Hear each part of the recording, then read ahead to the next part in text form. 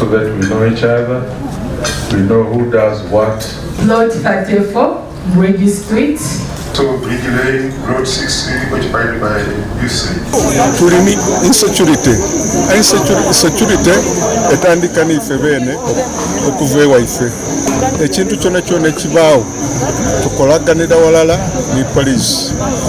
N'ekindi city council erina okutuwa services nningi ino nga muno Nalufenya ndowooza n'ekifo ekisinga kuba kya waigulu ino mu city yona yona ebyatuwalizimu biri muno amahoteri agasinga bunene ewayagana nti enguudo zaife mbi amataala ezira.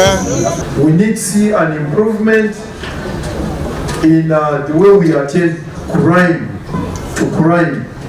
How fast do we attend to crime so that those who stay here can be assured that they are safe. At an individual level, at a homestead level, once you are secured in your home, you are at peace with your home, you raise your children in a better way at home, growing up with the right orientation, and your neighbor does the same, another neighbor does the same, that community will be a peaceful community. That community will have no crime. The owner of plot